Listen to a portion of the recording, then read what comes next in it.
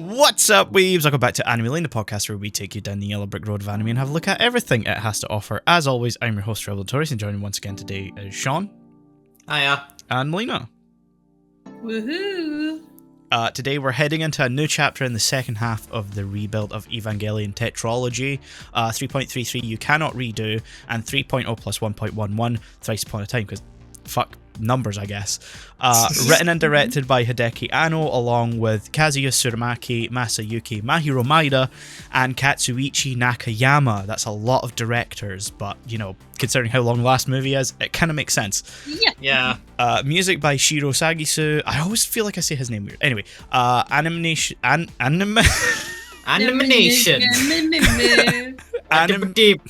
animation production by Shiri Okara.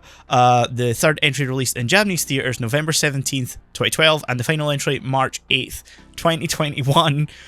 All entries are streaming on Prime Video. Fuck if I know what's going on with the home video rights for 3, but Thrice Upon a Time is with G-Kids, it is on home video, it is in print, you can get a hold of it if you want it. Very nice collector's edition with a 4K disc. But everything else, 1.1, 1.11, 2.22, 3.33, no idea. Out of print, no idea who's got the rights. Thanks, You Tara. cannot find. You cannot find. We found a way. This was also something I really wanted to bring up real quick at the top of the episode. 4 movies, all different subtitling designs across all of them. The first movie uses the original Funimation Blu-ray font, which was from 2007 to 2012, I think. Second movie uses that, but yellow all of a sudden for some reason, and then the third one uses the traditional current Funimation font, but then the fourth film uses the G-Kids font because it's G-Kids that released it, so it's like 4 different not consistent whatsoever. Doesn't this sound so right for Eva though? Yeah, also the sound mixes after 2 become standard 5.1, whereas the first 2 movies were 6.1, which I kind of not a huge difference, but to me I was like, that kind of sucks because it brought a little bit of that extra little uniqueness to the movies, because I've never encountered any other films mixed in 6.1 aside from End of Evangelion. But yeah, completely, you know, we ended 1.11 and 2. You cannot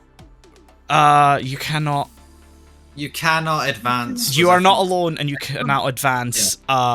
Very much rehashes of the TV show up to a certain point. Also kind of speed runs a whole bunch of stuff near the end to get to a new point.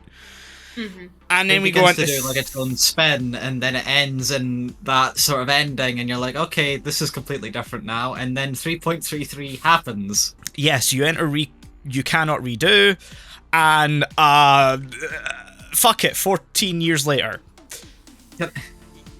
Not to start talking about my own opinions on 3.33 immediately, but I kind of wish they had fucking redone. Yeah, this is the most challenging one whenever I rewatch it. Because you have to go through a recap and retread of the original series, which is okay, it kind of works because it's the original series. There is sauce there, it is good on a base level. It's a little... the aspect ratio makes it just kind of feel like an inflated episode of TV show because it's not got a cinematic look to it, I think. Then you go into 3.33 and you're like, oh fuck, can we go back? Can we can we rewind a little bit? Because everyone's characterization gets thrown out of the window because 14 years have passed. Shinji's just catching up. No one wants to tell him what's going on, which means as an audience, we don't know what's going on. Yeah. No, exactly. It took me a while to realize, oh, that's Misato. Okay, who's this? Who's this? What the hell's happening? And one of my main notes about it is you can't expect me to care about people you just introduced me to. Okay, it's been 14 years for them. I don't know that. Yeah. You can't just say, oh, no, you should care. No, show me why. Show me why I should care, because I don't know these people. You have to see almost 25 minutes of the movie before Shinji is told that 14 years have passed. Yeah. And it takes a while for him to, you know, appear.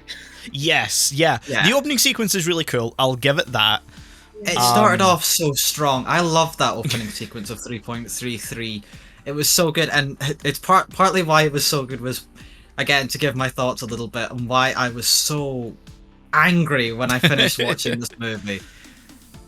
Because, again, to go into everything we just said, 14 years have passed, and I'm not even entirely against a time skip, but like they don't put in the effort to actually build on that time skip. I think, like, it doesn't feel like it was really built up to be there at all. And like nothing feels satisfying on it because we don't know these characters anymore because 14 years have passed. They refuse to give us any familiarity with the new versions of these characters because 20 minutes in, they fuck off for the rest of the film. Yeah. And then we're stuck for like an hour. It feels like an hour and a half, but it's like just an hour-ish, like really. In the nerve base, which is soul-sucking. Because barely anything happens other than some bonding moments with Kaworu, which were nice, the best parts of that sequence, but even then, it's not as good as the series, which did it in 20 minutes. Yes, that's the incredible thing is you get...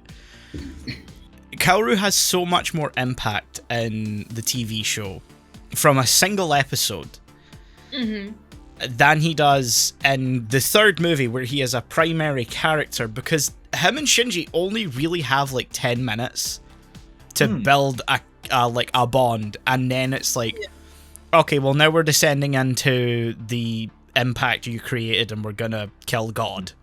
And it's like, whoa! At least Final Fantasy gives me like 60 hours to get to this point. And at least Final Fantasy also gives a good reason for why its main character wants to do this, because I still feel like I missed something, so correct me if I'm wrong, but from what I remember watching just yesterday, Shinji is told what happened, his part in it, and like what caused it. But then Kaworu goes, "So do you want to pull out the spears again?" And he's like, "Okay." Yeah. It's so strange because it sets up like the only way to undo what has been done is to remove the spears and kind of set it in motion, but Shinji actually having like conscious control. But then they get there, and in true Evangelion fashion, Kaoru goes, "Hold on, something's wrong, something's different here, let's not do it." And Shinji goes, and then Asuka and Mari show up and are like, "Hey, Shinji, don't do it. Don't fucking do it." And Shinji goes, "Oh, I'ma do it. I'm gonna do it." Guess what, guys? This is gonna be so funny. I'm gonna do it. Oh my god, what have I done? It feels... I don't want to call it like a failure, but it tries to build up to this thing where we are supposed to be like, yeah, no, don't do it, Shinji, but you have to. I understand you're in a turmoil, but we don't. We're just like, why would you do it? There's like 3 people telling you shouldn't do it. You're just sitting there like, I can do it though. I'm gonna... you can, doesn't mean you should. No. I'm gonna call it a failure because unlike in other times where it felt like it was about to go into like what Eva usually does in like its third acts, I mean its stories, and that it goes into the full on, deep dive into the psychology, into the whole trippiness and stuff. It feels like it was gonna do that, but then it doesn't. Yeah. But it acts like it did, so we could understand what Shinji's doing, but since we didn't have that, we don't understand what the fuck is going through Shinji's head. So the climax of the movie makes no fucking sense to the viewer. We kind of don't know what's going through anyone's head because this movie decides to only really ever have 2 characters on screen at one time for like a solid 75% of its runtime.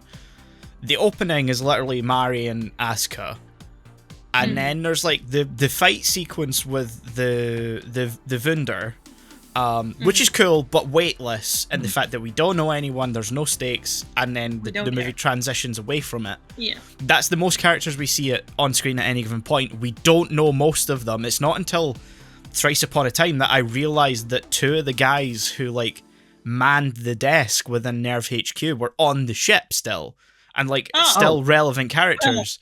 And it's not until like everyone's suiting up for the final battle and they're like putting the sorry, I'm skipping ahead to Thrice Upon a Time just to explain this. But they're putting on like the bandanas, and like you realize it's like the guy in the TV show who's like carrying the guitar and the guy with the glasses, you know, in that episode where they like focus on the Nerve crew. And there's like the scientist girl who's like clearly in love with what's her name? The scientist lady. Oh, yeah.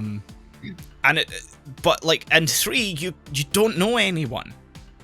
There's a girl who just hates Shinji for no reason that we're given. I will say, sorry to interrupt, but like I will say I did recognize the 2 Nerve guys like immediately just from like their faces, so I did get that.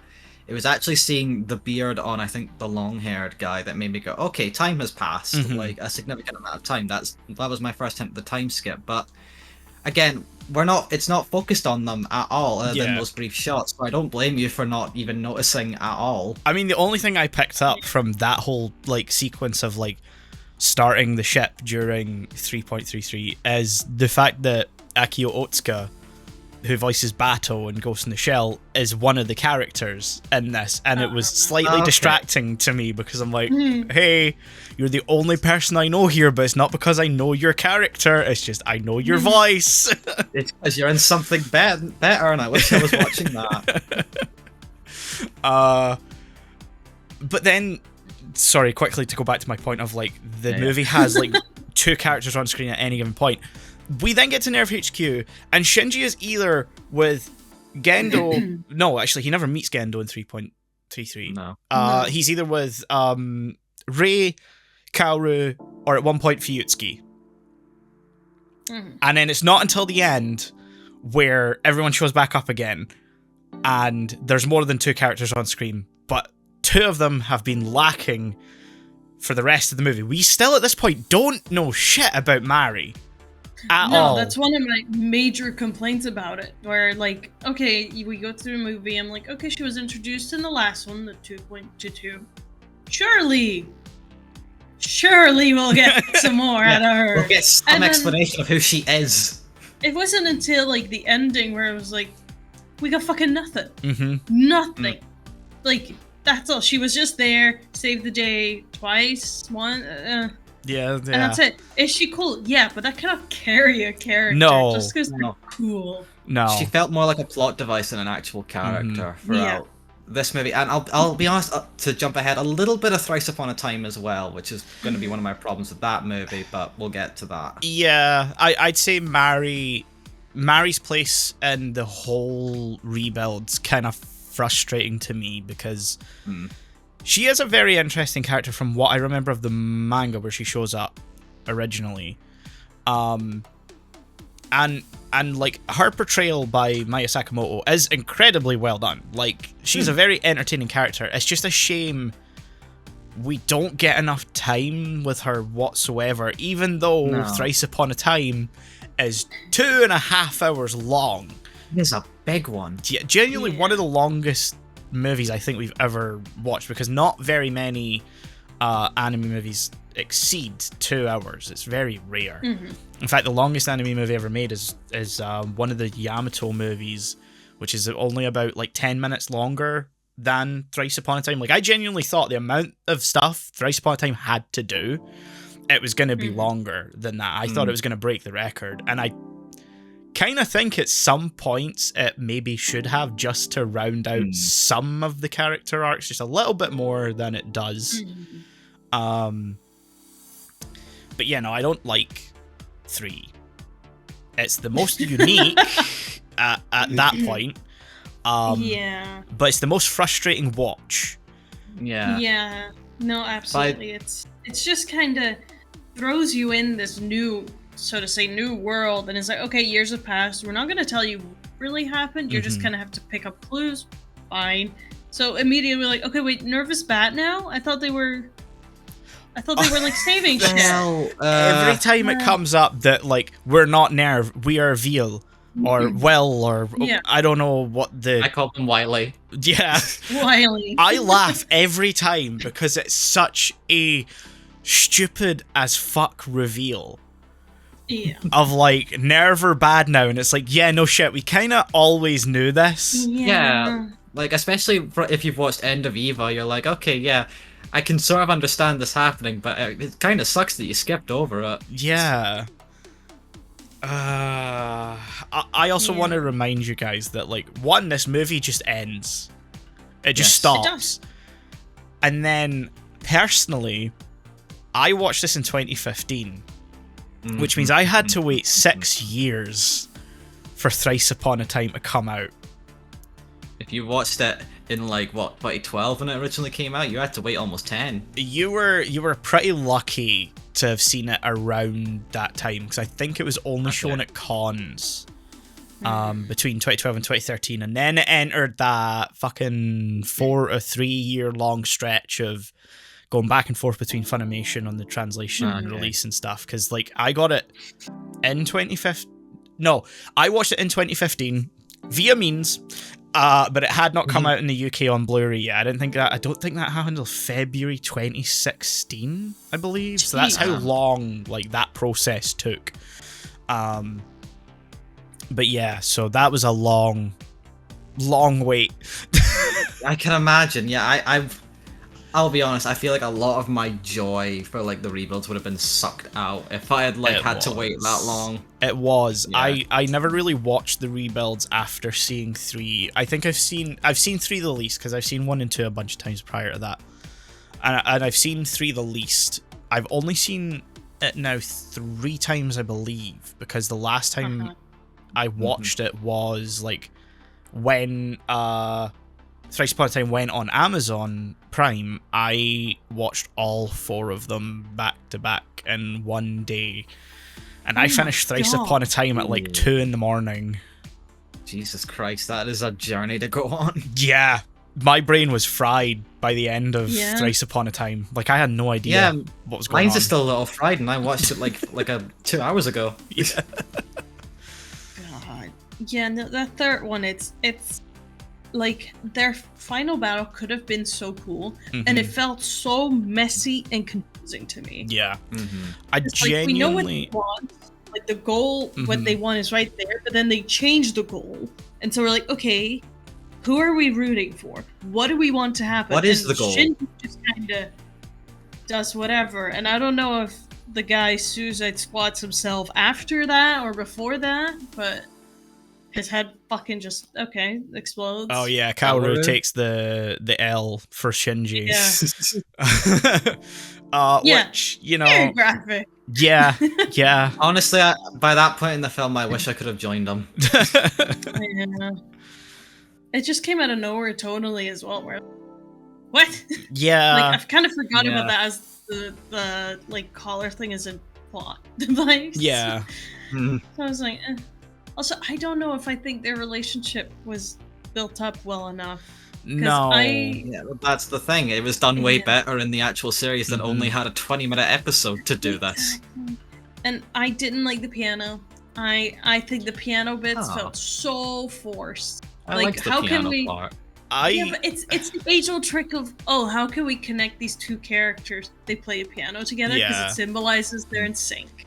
I'm not about to say it was perfect because it did happen very quickly in that first instance, but I liked the animation and I did like the sort of tone of the thing overall, so I'm not against the piano. Yeah, I remember it being like over a longer period of time, having that time to, like, you know, gradually grow, so you see Shinji, like, getting better at it, and then it's like, it's very quick when you actually watch it now. It's no time at all. Yeah. I like it as a little nod to, like, that one episode where Shinji and Asuka have to, like, dance together. Which is better. So much better, yes. Oh, that's one of the much best better. So much of the better. show, and this doesn't light a candle to that, but... I think the best way to describe this film is Evangelion on autopilot. Like, it doesn't feel like Anno had any idea where he was going with this, where to take the story, what direction was it going in, where were all these pieces meant to be, and it doesn't feel like there was any consideration as to what actually took place in those 14 years. Because no one feels like an actual character. They feel almost like a caricature of themselves. like some sort of Yeah. parody or like Mhm. cheap clone copy, which in some of the themes I guess would have made sense, but this isn't the kind of movie that's actually going for here. No. But at least Thrice Upon a Time spends the first hour like Rebuilding everything. back up. rebuilding the entirety of the third movie. Like, it genuinely feels like you could cut most of the third movie and just start with the first part of the fourth one. I genuinely wonder if that's why it is called 3.0. I was actually thinking that as I was watching it. I was like, oh, I wonder if they decided to not go with 4.0 because they like realized how like weird 3.0 sits within the story, that they had to redo a whole bunch of things and like recharacterize everyone, like spend this time actually building the characters, examine what's happened in these 14 years to these people, how it's affected them, how Shinji's reacting to that whole thing, plus seeing a person literally die in front of him, which I think he's seen before, so, you know, get over it. Well, kid. Snap out of it, you dumbass. But I genuinely like that after that it slows down and just takes its time. Yeah. Absolutely, it needed to, I think. Yeah. I also just want to say I really like the recap that they did at the beginning of the fourth. Yeah. Yes. I think it was necessary. Oh, 100%. I think even maybe doing it for the third, if the third and fourth came out closer to each other, I would have preferred it in front of the third, but I get it 100% what they did for the fourth. It was so nice to just kind of refresh yourself and, okay, this is what happened. Good to know.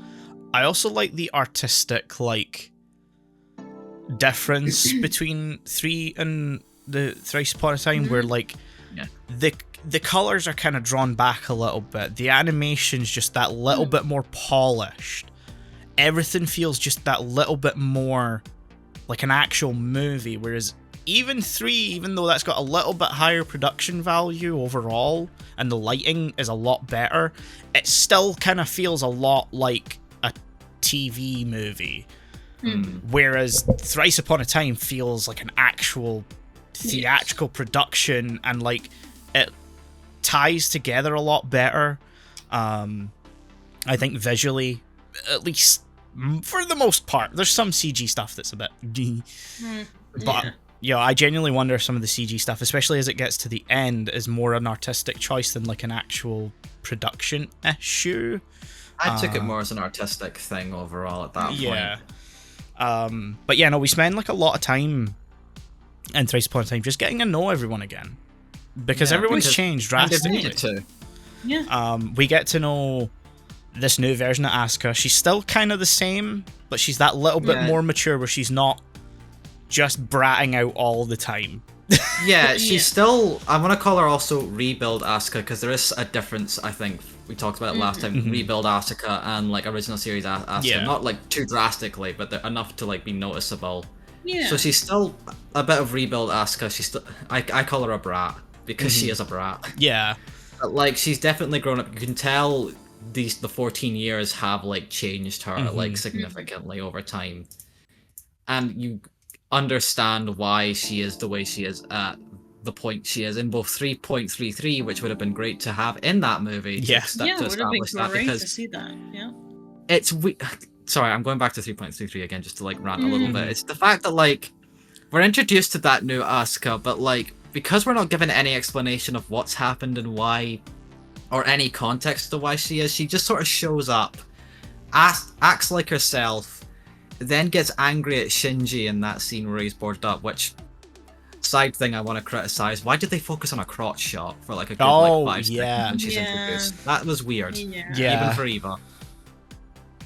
But like that happens, and then because it's 3.33, she fucks off for the rest of the movie until like the climax. So I'm very glad Thrice Upon a Time gave us the actual context of her character and we understand her more. I think she was like so much I found her more interesting in this than the show because Ooh. you can tell how those Ooh. 14 years fucking age her, and she's pissed Yeah. that Shinji is getting to take his time to deal with it, while she didn't get the chance to do that. And she just sees him as this ungrateful piece of shit. It's like, you're alive, weren't there when we were dealing with all the shit. Yeah. And you're just doing your fucking thing again where you shut down and you just Yeah. don't do anything, you son of a... And then she punches him. Yeah. I mean, would I have preferred it if she was wearing more clothes throughout this movie? Yeah, Yes. 'cause it makes Absolutely, yeah, no because why is she fucking half I- naked in all her scenes? sense. Yeah. Sean sent me like a screen cap of like the part where like Ray gets put in the school uniform, which is like hilarious because like why does Hikari still have her uniform? Yeah, like why is that there? That is one of the only parts of the movie where it feels like full fan service to the original show. Oh yeah. But then I was like, oh, cool, you're at that part of the movie. Now I can see it. Asuka, please, for the love of God, put on some fucking clothes. Yeah. I was gonna mention it immediately, but I was like, maybe there's somehow some reason for this, and There's like as the movie get on, and there's not. No, there's like no plot reason really for it. No. There's And also there's a weird little part. Not a little part. There's a part of your brain that has to reckon with the fact that the movie clearly indicates that Kensuke and Asuka have a relationship now. But as viewers, we are looking at Asuka, who, because of funky plot decisions, Fake Eva reasons. has not physically aged.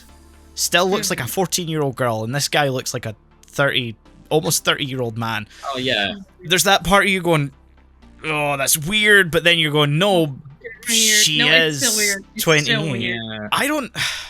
I don't know, because like some think it people is just weird. naturally look young anyway. Like Yeah. I think it's the fact that the explanation is just sort of clunky in and of itself is my problem, because like I hate to bring it up, but it feels like that stereotypical anime thing where like, oh no, she's not a kid mentally, she's like a 1,000-year-old dragon or whatever, she just looks like a child, and it's like, ugh. I think it just comes down to like they made that decision in 3 and they kind of had to unfortunately live by it. So like it was a 9-year-old decision. They probably could have rewritten it, but at the same time they're picking up almost directly where 3 left off, so they kind of couldn't at the same time. So like I did try and shut that off and like try and understand it from the film's perspective itself and be like, okay, well, they are the same age, they were always the same age when they knew each other post Near Third Impact, and they would have went through that aftermath together. And so they probably, for reasons unknown to us, we don't get to see it. It's only ever really kind of like indirectly hinted at through context that they're together, or have been together, I guess. Or have some sort of even if it's just like some sort of more like parental pseudo like relationship there, because that's what it's implied near the end of the movie. Yeah, I kind of see it as like, you know, it makes sense if we had got to see them through that 14 years, but we don't. Yes. We only get to see the end product. And like you even pointed it out, like we're at the end where like we're going through each character and like kind of examining their trauma. You know, we see the adult version of Kensuke with kid Asuka, and you're like, oh god, they're kind of giving him the Kaji role. And I was like, well, I think it's a little different here, where it's almost like Asuka still sees herself a little bit as a kid, because like you say, she's a brat. She hasn't had that time to face trauma and understand, like you say, like she's pissed that Shinji is getting that time and she didn't, through And circumstance. not physically aging doesn't help. And not physically aging No. doesn't help. And so the way I saw it is that Kensuke is the one who helped her through that, and so it's the portrayal of it is strange. The underlying implication I think is less weird. Like I think it's done in an almost innocuous way, but portrayed visually in the most clunky possible way to do it. Yeah. I will say, going through it more just in my mind, I feel like it it makes a lot more sense if like they don't specifically specifically imply that it's like a romantic sort of relationship. It could be more of a purely platonic thing, and I feel like that makes a lot more sense for where they were in that movie. That's the end of it. I didn't catch any romantic vibes between them. I don't know. I really get them, the fact that she's naked in the house. Yeah, exactly. There's also maybe I'm over analyzing it. However, the way they refer to each other is very different from a lot of other people in the film. She calls him Ken. Yeah. Already just a nickname, kind of innocuous, but he just calls her Shikinami. And at first I was like, oh, last name basis, that's maybe not. And then I realized there's no honorific either, which is still very, like, personal.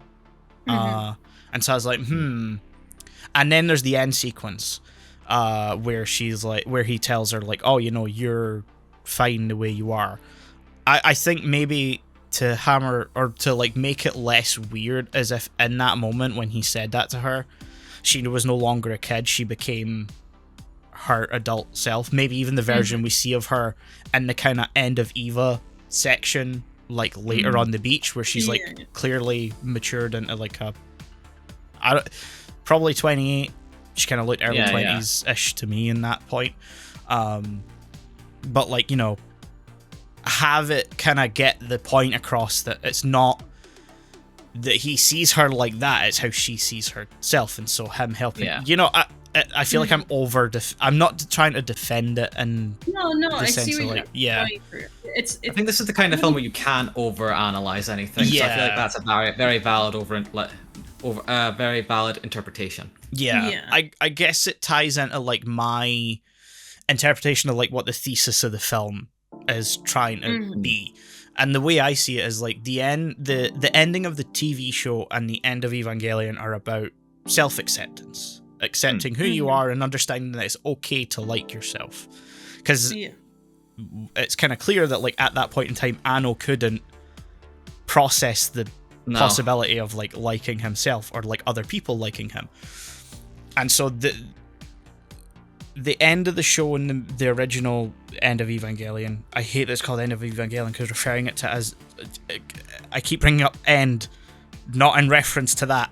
Anyway, the original ending, encapsulating all of that, is self-acceptance.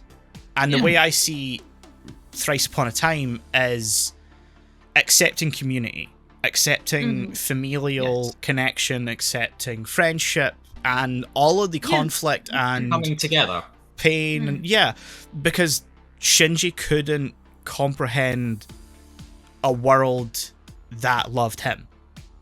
And that's what the end of the movie is like him accepting that people do care and love for him, and there is a world and a possibility that is a thing, and that's how I see that ending. I did not get that the first time I watched it, but I did finish it at 2 a.m, so that's understandable. You can't be blamed. I took a very similar interpretation, just to go into my thoughts on that a little bit right now. I also got that like the original series ending and End of Eva go a lot into self-acceptance and a very introspective, personal message. But I also took this, the ending of Thrice Upon a Time, especially when it concerns Gendo, sort of recognizing where these like thoughts maybe originally started in Shinji specifically, because it made very clear Shinji's thought process is very similar to Gendo's at the end of the day, in that Gendo is sort of basically the bad version of what Shinji could have become. If he didn't face any of this stuff and like just went deeper into his despair well, as I call it. Well, but the thing is, Thrice Upon a Time it finally addresses that. It gives an ending to that whole relationship between the two that was there even in the series.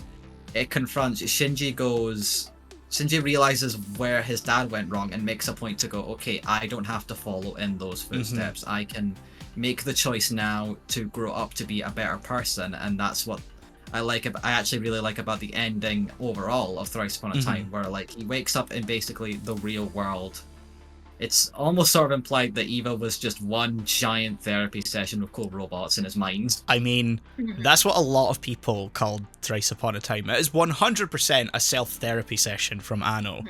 I mean, that's what Eva was overall in every one of its endings. Because, like, I've talked about this with another friend before, where, like, I love the ending of the original Shaun movie, but at the same time, it's very, like, even though it's about accepting yourself, there is still that, like, self-hatred and an unwillingness to move past certain things. Like, because the ending of End of Evangelion is kind of inconclusive. And, like, it's Asuka going, how disgusting. Yeah, so it's almost like that you can accept yourself, but you're still potentially going to get rejected for that. That doesn't fix all the problems that happen in the world, where it feels like Thrice Upon a Time is, here's how you can fix some of the other problems. Again, maybe not all of them, but you have more of a chance. It feels like End of Evangelion was more of a cathartic realization, whereas Thrice Upon a Time was an actual healing process of, okay, here's what you do after the fact and how you can actually move on with your life in a much more healthier way, which I really appreciated that, and I'm really only just processing now, and I kind of want to cry realizing that. That's just what the show does to you, man. I think of all the endings we've seen, this has been my favorite one, because I think it's the most I don't know how to phrase it exactly, but it feels most approachable. Like all the others felt very layered beneath layers and layers of subtext, that you had the religious undertones, and I feel like here it really took a step back and was like, these are our characters, we know the relationship they've had, the lessons we learned are this. Look at yourself. Thrice Upon a Time doesn't ask you to have a deep knowledge of the Gnostic texts, like, no. you know. No. Hey, do you know Freud? You know Freud? Okay, moving on from there. Do you know this thing? Like, do you know this thing? Do you know the Dead Sea Scrolls, a thing that actually genuinely exists? And the end. It doesn't help that there's technically two endings to the TV show, both canon, but portraying everything slightly differently, and like I think it confuses the idea and message that was trying to be put across. And ultimately, I think End of Evangelion ends up passing as a little bit more like hateful, but not maybe always a little more anger filled by the end. Like you've not fully gotten out of your spite. That's like the therapy session. Yeah, like it's like I say, it lacks that willingness to move on. Like even though you accept yourself, there's still that part where it's like, well, even though I've accepted myself, I'm just gonna stay and stew within all of this. You know, it's there's no. You can sort of take it a little bit as I know what to do, but I'm still kind of in that place. Like I'm not fully actually gotten past it yet, which is then where End of Eva finishes. And I understand that that's a bit frustrating, but I feel like Thrice Upon a Time has actually made that sort of more easier to swallow in retrospect, because we now have an ending that actually is more about the moving on yes part, yeah I also think it's portrayed kind of through Ayanami's like arc between these two movies, where she's kind of introduced what life is. Yes, because she starts as this emotionless blob is the best way to put it, where she just follows orders, and we see her in this movie. So yeah, she was basically useless in 3.33. We all know that. Yeah, character development rare for an Ayanami model. There's a deep cut reference that not everyone's gonna get. It's not programmed to do that. And finally, we just kind of see her kind of experiencing community, love, like duty. Humanity. She's just humanity, and it's so nice to see. Yeah, I called it strangely pleasant at one point when I was watching it. I love it's a nice little sidestep to showcase like this is what the life is like through someone who doesn't know it. Yeah. I actually like it. I love the different perspectives the movie conveys, because you have the perspective of like Shinji and Asuka, who are dealing immediately with the present events, and then you've got Ayanami, who's like fresh to the world, and it gives us a conduit for how is the world now, how did we get here, and also like life is still livable, life is still nice, there are still good people, where everything else kind of has that, like, 3 feels so oppressive because everyone's just so, like, ready to hate Shinji, and there's no, like, breathing space to really, you know, go, yeah, there are good moments. Yeah, there's no compassion in 3.33, and I feel like that's another big problem. Like, to get on that, a big problem with 3.33 that I had throughout the whole thing, even though she doesn't show up much, is Misato and her character arc, because throughout the whole of the series and the rebuild, Misato has been, like, portrayed as, like, someone who's always in Shinji's corner no matter what. Like, she genuinely does take up the sort of older sister / parental role for Shinji a lot. So to have 3.33 just immediately headline into presenting her as basically another Gendo and, like, sort of going, well, she fucking hates him too now, that's about it. Apart from that one moment where she hesitates to blow him up, which it felt like the start of something. It felt like the start of something again in that movie, but the movie didn't care to actually follow through, so it just left it for the next movie. I hate that movie so much, sorry. But we don't show that, and it was another part that I was genuinely angry about, because it felt like almost like a character assassination, because we didn't get the context, we didn't understand why she's acting like this, and we wouldn't get that for, again, in terms of releases, years between movies. So again, it's why I really like that Thrice Upon a Time actually fucking told us what the hell is her deal and what happened, and it makes so much sense. And by the end of that movie, she's like, I'm still in Shinji's corner no matter what. Yeah. I actually like a course correction. But still.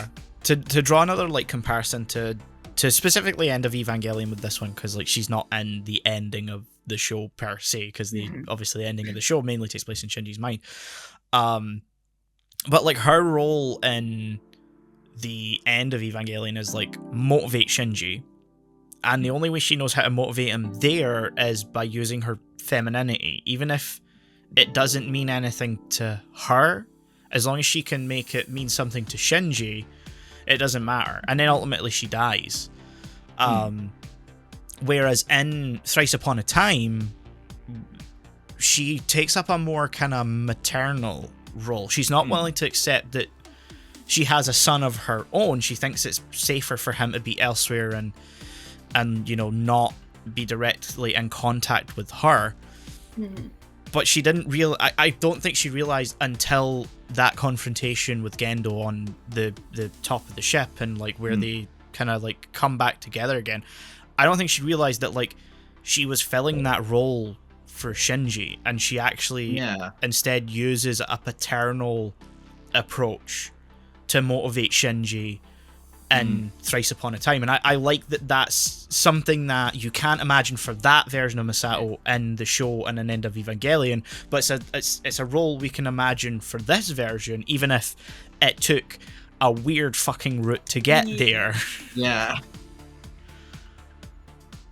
I mean, her, like, final sacrifice makes sense. Yes. To me. And I think it's, you know, it makes more sense for her journey. Like, especially if it's, like, the 14 years later, she, you know, recognized her. Also, she had a kid with someone, and then this guy just went fucked off and sacrificed himself for nothing. I mean, not for nothing. Not for nothing. He saved a whole bunch of people. Yeah, he's what turned the third impact into the near third impact. Yeah, I think that aspect needed more exploration, even if it was just through, like, a scary flashback.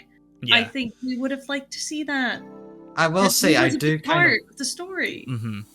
I do kind of wish that Kaji wasn't just thrown us to the side, like in the last two movies, when 2.0 sort of built him up a little bit. Yeah, he does just get removed, and then it turns out in Thrice Upon a Time, he died. Oops. Yeah. Oops. He sort of saved the world, but, like, you're only getting this one scene of him in a flashback, and then the rest of his character is always the dad of other Kaji Jr. Yeah. That's why I kind of think, like, as long as this film is, it still actually could have been longer and justified it at the same time. because it would have just rounded out those character arcs we don't get to see enough of. Because honestly, I think maybe it needed to be split in two, because you have that big battle at like I an couldn't hour have done a and fifth 30 in. movie. I couldn't. No, I know. But I'm if you also wanted agreeing with you. everything to be rounded out, because I hate it when there's a big battle at the like hour or hour 30 mark, and then you expect me to come down from there and rebuild that up, because you're never gonna have that same, you know, emotion that you have in the first. Oh my god, everyone's gonna die. Yeah. Like I just care less by the end of it. I'm like, okay, kind of god shit is happening now. I think that there's a giant What does head. that mean? Oh god, mom is back. Oh god. I think the film kind of acknowledges that with just how, like, I don't want to say weird, but like how, that kind of like out there. The return to the mindfuck that was the end of the series and end of Evangelion. More kind of avant-garde visual approach. Like, the film knows you're not going to be as, like, staked. You're there to see the character arc conclusion, but you're not as invested in these battles. And I think the film's keenly aware of that, and that's why they kind of go the way they do on like the visual aspect of it, because like you have the whole like meta you know, approach to, like, it starts off on like a kind of tokusatsu soundstage with a city built set, and the Evas are animated in 3D with mocap, which has never happened in any of these films before, so it looks a little weird. But then it transitions into like different moments or different sets from different moments throughout the series, and then it shows that like this is all just a stage for these events to happen, and they're happening again and again and again unless it's someone... a visual aid to like represent what's happening in this fucked up other universe that doesn't follow the laws of physics. Yes, the what do they call it? The anti-universe or something? Anti-universe. It gets very Gurren Lagann at the end. Like, I know you guys have never seen it, so you don't know what I'm talking about, but like it strays into that like super robot territory where the laws of the universe just no longer apply. If it's cool and it works. Cool. This is the final battle as envisioned in the mind of a 14-year-old but actually 28-year-old boy. Yeah. It's the Promare approach. I will compare it to Promare because Promare and Gurren Lagann, same director, same approach, same idea. Make thing big, make thing cool. Make bigger. Make bigger. Fun. I do at least appreciate that, like, within 10 minutes of that battle, Shinji's like, this is not how this is gonna end. We gotta actually talk this shit out. Yeah. Oh, yeah. Is that the same battle where, like, the half mechs show up that are just connected by, like, the chest? And then someone just says, "What? This breaks the treaty laws." The Vatican Treaty. Yeah. I think that was earlier. That's when they're like, I think they've just gone to the South Pole and they're about to like dive in. Oh yeah. They're like skimming it, and then they're like, "Oh my god, they violated the Vatican treaties," and I'm like, "That's something what you you're worried barely about? even." Right now, my guy. Yeah. I don't like- think that Vatican treaty has been a thing for the last 14 years. Have you seen? I don't You think the look less Vatican's there. You only just reversed Paris. Yeah, like if Paris looked like that, I don't want to know what Rome looks like right now. No, like just that off mention of like, oh come on, don't pretend you have. Now is not the It time just to world ruins build. it all for me. We're about to get into the off the wall stuff. There's no need to bring this up now. Yeah. You The can't world do building's that. on. Moss says no, you can't do that. Like Not fair. They're just stealing. I mean, it's not really stealing. Like when they fix Paris and they're like, okay, just grab all their stuff, anything we might need. I'm like, Yeah, where they That's kinda reveal plundering. Paris as a nerve base, and they can just move it up and down like that. what Okay, happened to the catacombs? Why don't we just That's what take I was Paris wondering. and push it somewhere else? Yeah. I mean, As that's soon as literally what that- Tokyo 3 is. Like, Tokyo 3 Yeah. is like halfway across the country from the original Tokyo. But that's explained. That's just fucking Paris. That's the actual Eiffel Tower. Don't grab the Eiffel Tower, girl. No, don't do that. It was coming down anyway. She It's apologizes to it. It's fine. Yeah. I mean, you know, as a European, I was like, yeah, fuck. fine. You could fuck up France a little Hey, bit. the Eiffel Tower is innocent. It didn't commit any crimes. It's a building. It's just there. It's a big steel structure. What can it do? It looks cool. Stab. I mean, yeah, but Yeah, it stands for against the, the enemy. it stands for the good side. Yeah, Yeah. it's okay when we use it to stab.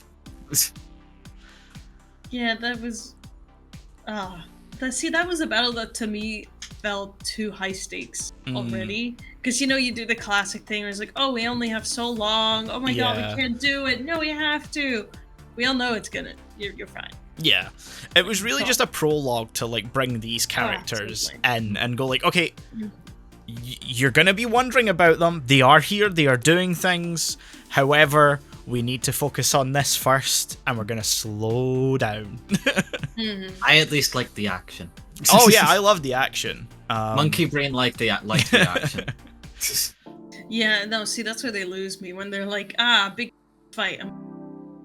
That's all you're gonna do. Yeah, you That's you because you're can't. boring, Melina. Yeah, you I don't know. appreciate good, big robot fight big robot, make bang Yeah, bang. That's legit when I'm like, how long is this? This is actually one of the only ones where I haven't like checked the time very much on it and be like, oh, how long has this got left? The only time I actually 5 minutes into 3.33. it's the only time I actually checked it was when my Blu-ray player decided to freeze. At one point, it got to the point where it's when Mari climbs back up onto the ship and picks Shinji up and dives into the anti-universe. It froze when she was mid-dive, and I was like, motherfucker! Broke the universe. Yeah. She just straight up broke it, dude. Yeah. That's where it ends. You went in too fast. Yeah. We got a load.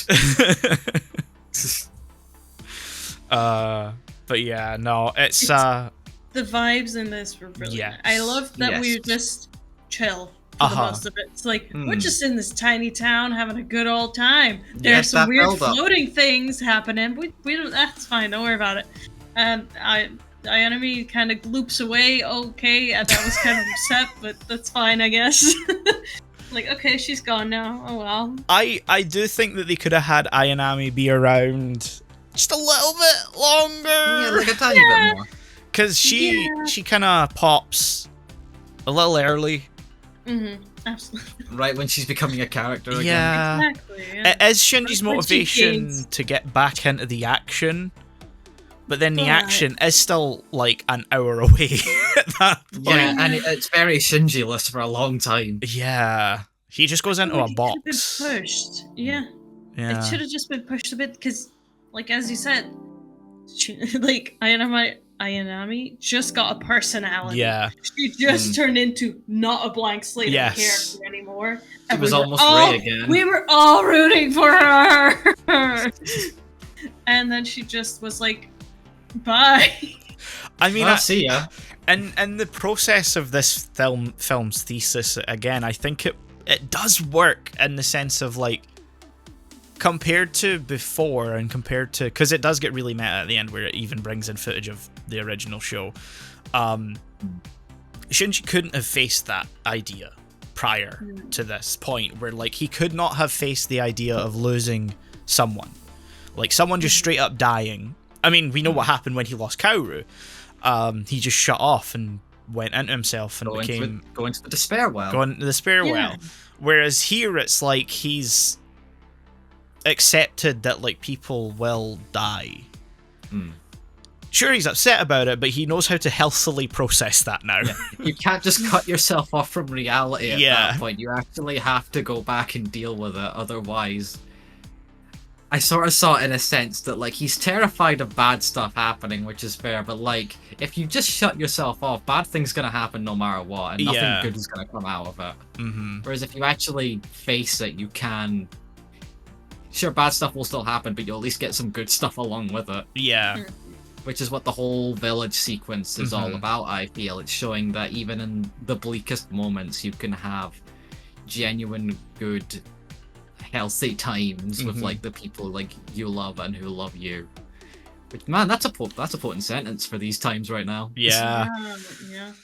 Not to date this video, but That's like what I like, because I think out of all stuff that we've watched, like Neon Genesis, this has been one of my favorites. Like the final. Yeah. 'Cause It's it up was there. so down to earth, human. I want to say soft around the edges. It just kind of takes you through it at a leisure pace. You get it. There's cats. There's dogs. There are cats. I mean, Not I enough think cats. That just not enough. Unless we gotta count put it on. Mari constantly saying "nya" a bunch, Oh, and at the end of her that's- sentences. Thankfully, they didn't translate that into the subtitles, or I would have got very annoyed Okay, very thank you. quickly. That's why I didn't Yeah. notice. Yeah, she has a habit of punctuating some sentences with like a "nya" sound at the end, which, fighting on the ears, reading that in subtitles, I would have rather have punched the screen. Yeah. Yeah. I will say we had only one like moment of pen, I think, with like the penguins and Oh stuff. yeah, and I the, miss them. the, There the were many of school them. of them. I know there are many, but I want more of him just overall. I miss him. Bring him back. I feel like this movie was kind of reminding me of what we had with the Detective Conan one that we watched, where it was a lot of fan service to people who were already familiar with everything. Like Here's references- something I will point out. If you watch Rebuild first, you're fucked no matter what you do. Oh, absolutely. Yeah. Because the first two already don't do enough to No. for new fans. No. So like I kind of get that they fully embraced it for the fourth one, because like you have to have the investment in Eva.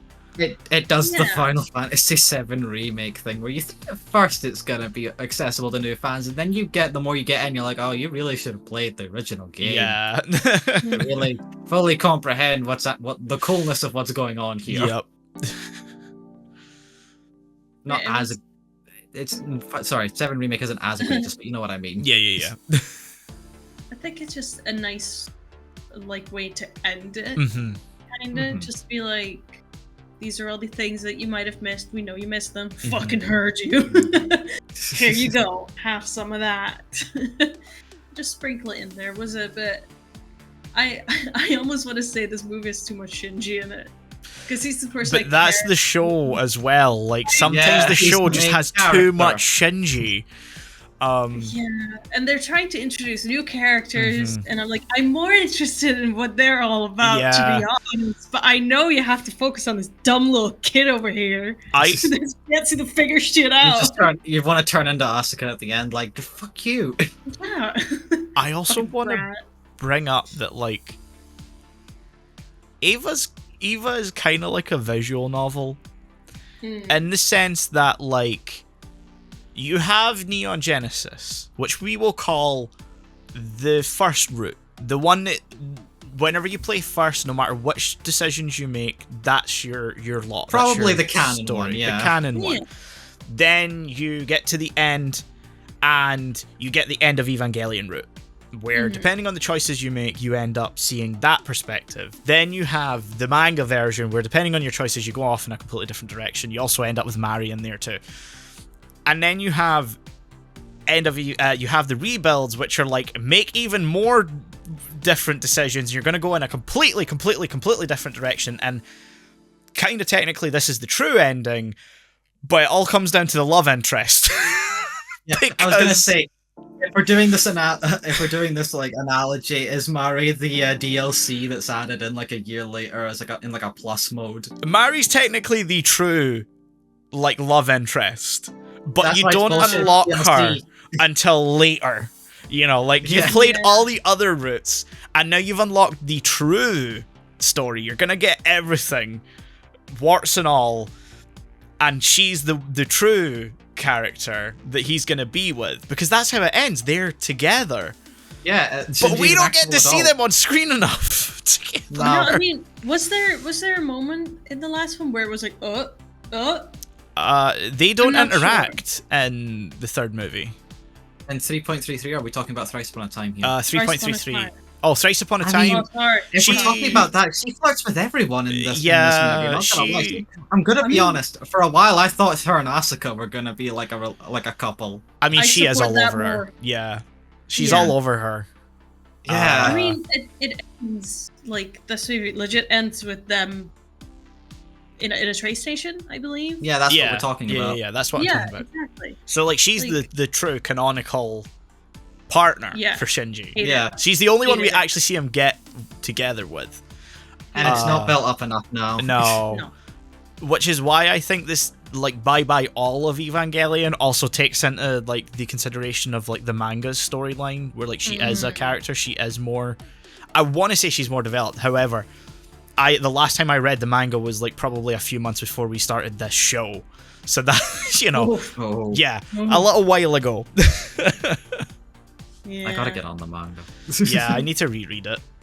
Because, like, from the perspective of the movie, if you put Mari and Shinji together, the only reason I can see them, like, Boob. why does Shinji like her? Boobs! Because it's mentioned in the 2 interactions they have.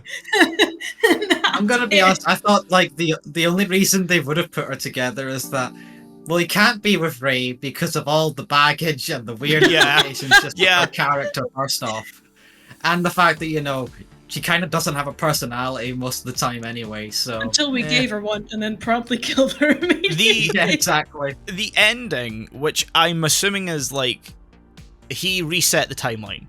Yeah, Yeah. we're basically in the real world, Yeah. like as close to us as we can get.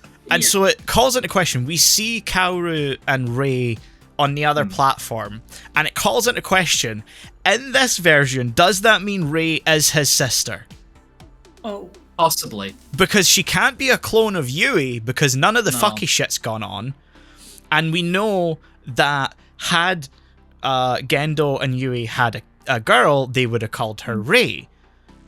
And the fact she still has the same hair color means she's got Yui's hair color, which means they are somehow related. We don't know that Yui has any siblings, which means she has to be Shinji's sister. You're thinking lose too the far into it. Turn off the nature. movie now. Yeah.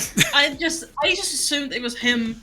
Like, he, for some reason, still had all the memories from everything that happened. And he was like, wouldn't it be nice if these people were still Why don't I just give them a alive?" normal life because they fucking deserve it at this Like, point? you know, in his head, they exist, but they're just passing by. Yeah. Yeah, That's he's how given I- them like their own lives to just be like Yeah. fully comfortable. Yeah. And, yeah, back to my point, by the way. He can't be with Rei because of all those Yeah. implications. Yeah. Absolutely. Asuka is just toxic in every version That towards him, makes so I don't Yeah. think that's a healthy relationship. So who's left? Who's a named character he could possibly somewhat get with? It's gotta be her. Yeah, I was about to No. say, that would be equal amount of baggage. Yeah. No, yeah. That's the same implications. Anything somewhat related to parental figures is a no-go. And Shinji recognizes that, so he goes with the person who The has only almost person. no ties to him, who isn't just like the female worker from Nerve, who's Yeah. also there, by the way. I wish she was more in it because she's Yeah. just fun no matter what, but she was barely in these movies. So who can he get? Fucking marry, I guess. Yeah. The He just has platonic at least- ideal. Yeah. He has a list in his Mm-hmm. pocket, like, of all the women he meets. He's like, oh, fuck, nope. Yeah, can't. He's got like a card deck. And he's like, can't be her. Can't be her. Fuck, can't be her. Like the pieces of who's Exodia, he's like, shit. Nope. No. Last reps was Zuruharu. I don't want to step into that. No. No. I guess it's you. Yeah.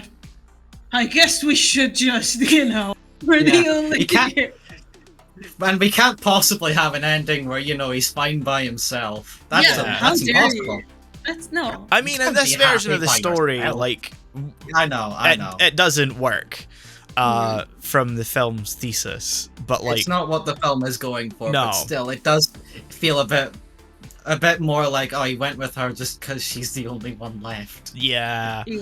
It does ignite that, like, part of me where I'm like, maybe we, like, should cover the manga at some point to, like, get that what I remember being better character development, like her being an actual character. I could be misremembering, But I don't know how I would have such a solid impression of her as a character with just what's in the movie, and if the manga didn't really do much for her, she wouldn't be like an important character. But then again, Kaoru is like a super beloved and well identified character, but he's only in a single episode of the show. And he's not even here for that much anyway. No. But yeah, manga could be interesting to do, but it's like, how do we cover manga? Like, we haven't crossed that bridge yet. Anime lane. Yeah, I know how to get you guys to read the manga. Like, I own it, so it's easy enough. But it's like discussing it and like actually breaking it down into like, well, there's the original 13 volume release, but then there's also the 5 like triple volume, except the last volume's got 2 in it, because is it 14? Yeah, 14, and then like 3 volumes, and then the last volume has like 2, because 12 and 14. 12 plus 2 is 14. Yeah, that sounds like Eva. Yeah. But yeah, no. I forgot. Mari's whole like dynamic in the plot Yes. was underdeveloped. I derailed myself. Yeah.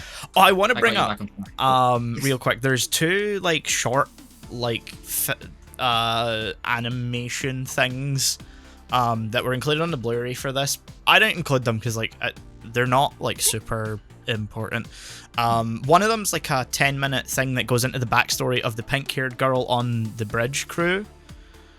She was weirdly a prominent character who just showed up in these last 2 movies. Yeah, and like it adds some nice context for how she like survived and was like running away from like the corization thing and like gets rescued by Asuka.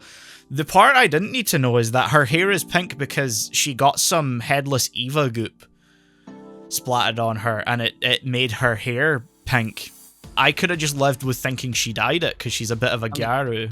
You know. To be fair, there was a part of me that was like, is hair dye still a thing at this point? How is she doing that? But like, I didn't care enough to really ask, because who the fuck would? Yeah. I mean, in Rebuild of Anime, whenever you colored hair, I'm never thinking about that. That too. Yeah. That's natural, baby. That's It's an anime character with very bright colored hair. That's just a normal thing that happens in the medium. Sometimes, like, it depends on the context. Like, I might think, oh, that's hair dye, and like her personality being kind of like a Gyaru type character, like, strikes me as like she would dye her hair because that's that sort of thing. But she doesn't really have like the kind of fake tan look that they have.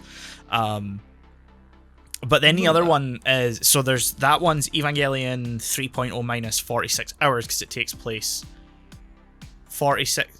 That doesn't make sense. Oh, it does take place it does make sense because it takes place 46 hours before the third movie, because it starts with them like exercising on the like the Wunder before, you know, the third movie begins. Like, you see them on like rockets being ready to launch up.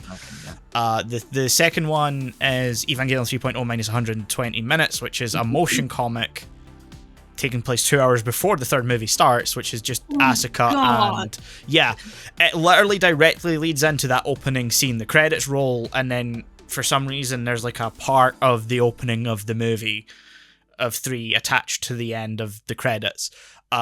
Which is literally just Mari and Asuka getting on their Evas and being shot into space, and it's like them talking about like Mari's supposed to lead the mission, but then Asuka, she like says Asuka should do it, and then Asuka does it, and I'm like, okay, well, sure. I guess. Does not add anything for me. Awesome. Yeah, the 46-hour one was kind of interesting. I liked seeing like the immediate aftermath of like the world kind of like progressively becoming more red and like that way, because you also see that like it's tied to the headless Evas like appearing. They come up out the ground and it like spreads from them. So like, that's cool. That's some nice context and like understanding of like what happened post near third impacts. Also, you like see it from like a space view where you see like the crosses like appearing and like, you know, it progressively becoming more red. But yeah, they're fine. They're cool. They're cool. Yeah. Yeah, I guess that's the last 2 Rebuild films, unless anyone has anything else they want to add. any last thing I can think of, I like the design of the Wonder. Oh If yeah. that's right. That sort of half airship, half mass-produced Eva Corpse. That was cool. Yeah. I think it's pronounced. I'm assuming, based on my limited knowledge of German, it's literally just wonder in German. Am I correct? Yeah. Yeah, It would be pronounced from the German I know. Yeah, it would be pronounced Wunder, but it's wonder. You can just go with that. I honestly wanted to say Wonder at first, but like I wasn't sure if like I was gonna get that. Actually, it's supposed to be pronounced like this, and I just ended up getting that anyway. It would be pronounced Wunder. You can kind of hear it in the way they say it because Japanese doesn't have the V sound effect. They pronounce it with the B. But yeah, Wonder works because that's just the English version of the name. Yeah. They have a lot more German names for the ships later that I just have no idea how to pronounce because even Not even gonna try. Yeah, even Wunder's not the Wunder's name. It's like, I think it's Bass, from what I remember, or something like that. It's B-A, the little squiggly B thing that's actually two S's, and then an E. So I think it's like Bass, or that's the closest pronunciation I can think of. Cool. But yeah, anyway. Those designs are cool. But yeah, I guess that's Rebuild of Evangelion. My thoughts that I can think of right now. Yeah. Melina took notes. She's the only one of us that I'm takes notes. looking down at my notes, and I think we got everything. Because sometimes my notes legit is just I am confusion, back to the club, chill vibes. Wait, what was the context of back to the club? That was so the Thrice. We weren't with our main people in the beginning. So I was like, we're the club. Yeah. Yeah, that's right, because I remember, like, I sent Shaun, like, my letterboxd review of 3 after he finished watching it as well, and, like, it ends with, like, a bit where I was like, well, at least Thrice Upon a Time's first act spent some time meditatively course correcting 3. And if anyone goes and reads my letterboxd review and wonders what the fuck does that sentence mean, I mean that the first act spends time meditating on the problems of 3 and course correcting from there. Also, I had something else I was going to say and I've just fucking lost it. Oh no. It just went yoinked like Asuka. Mid-sentence just got yoinked like Asuka into the anti-universe. But I guess it wasn't important. I'll probably remember it later and think, fuck. But yeah, the rebuilds. The scores, yeah. Yeah, scores. Yeah. 3... I give 3 a 3.33 out of 10. Wow. I'm sitting around like a 5 or a 6 because like it's still competently made, you know. That's why I'm giving it a 3 and not like a 1. Yeah, I cannot stress enough. I was genuinely so fucking angry at the end of watching that. Like, I feel like I had wasted my fucking time. Which is funny because it started out so fucking strong for me. Because that opening battle was such a hype up for me. I don't know why. I just got into it, especially when like the battle music came in as well. I was like, fuck yeah, we're back. And then it just squandered that for the next hour and a half. So I was genuinely pissed off. So yeah, 3.33 out of 10. I did try to warn him, to be fair. I was like, look, I will be honest, I'm not gonna hide it. I think this one's fucking terrible. The thing is, I think you warned me after I was already hyped up at the beginning of the movie. Yeah, that's true. So it's not really a warning. Yeah. You failed me. Wow. Melina, your score? Yeah, I'm also at a 3 point. No, I'll go 3.2. Wow. I normally don't allow point scores like that, but I guess in the theme of the Anno can't count. Mine's for fun. Just play mine as a normal 3. I'm just putting 0.3. There is no like compendium of these scores, so you know. Someone make a nice little spreadsheet. Be fun to see. Wow. No, I'm not doing that work. Someone else can do that. Listener. Yeah, whatever. But yeah, if a movie makes me check my phone and I am more entertained by the sad notifications I have than watching the movie. Yeah, that's true. That's something. Wow. Thrice Upon a Time, man. The more I think about it and the more we've talked about it, like, I genuinely do think it stands on par with, like, the original show and End of Evangelion. My problem just comes down to the fact you have to watch the Rebuild series to this get is basically my thought as well. When I finished watching Thrice Upon a Time, my thought was it has earned its place alongside the Neon Genesis and End of. I still like those overall though. Like just together. Like I think last time we talked about it, I gave Neon Genesis like a 9 and End of Eva like a full on 10. I think I'd give Thrice Upon a Time is also maybe a 9, but like maybe more like an 8.9. Yeah. Yeah, I'm sitting around like an 8, I think. Like, it is so incredibly good. Like I say, it stands on par. It's just you have the 3 other movies that are kind of, in retrospect, worthless. Really? I had this thought, Neon Genesis and End of Eva was like a very complete set of like a 9 out of 10 and 10 out of 10, whereas the rebuilds are a really big mess. Yeah. Overall.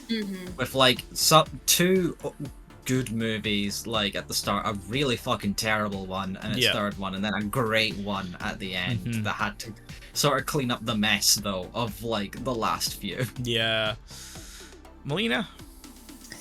I think I'm at a 6 for this because I do like it, but it's Max, so that's not an instant favorite for me. Okay, yeah. But out of after this conversation we've had, I definitely enjoy it, and this would be the movie I'm most likely. I think. Could you say that again? I didn't pick up, just for the clarity of the listeners. I know what you said. This is the movie that I'm most likely to rewatch out of all of them, because it's the most approachable and human. And I'd put this on, like, if I'm gonna like rewatch End of Evangelion, I'm gonna rewatch Neon Genesis. If I'm gonna rewatch this, I can watch it on its own because I kind of understand all these characters when I'm watching it. It is very approachable. I think that's the best way to put it. Absolutely. So I would say overall, I'd be rewatching Neon Genesis and End of Eva a lot more than any of the rebuilds. But if I'm gonna rewatch the rebuilds, it's gonna be Thrice Upon a Time and maybe the first 2. Yeah, I think if I, were like rewatching the show and End of Eva, I'd probably watch Thrice Upon a Time like after it to round it all out.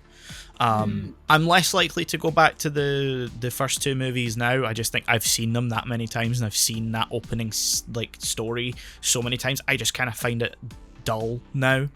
I do like the sort of spins that 2 did do. 2, I like it. It's kind of like crescendo to chaos, where it just has this maddening like pace building to it that eventually just explodes at the end. It just sucks that like 3 does not pay it off in any way. Absolutely not. But yeah, I think overall to round this out, the best way I can think of to end this episode is to quote someone who just passed away as we record this, David Lynch. The thesis of Evangelion overall, I think, can be summed up as fix your hearts or die.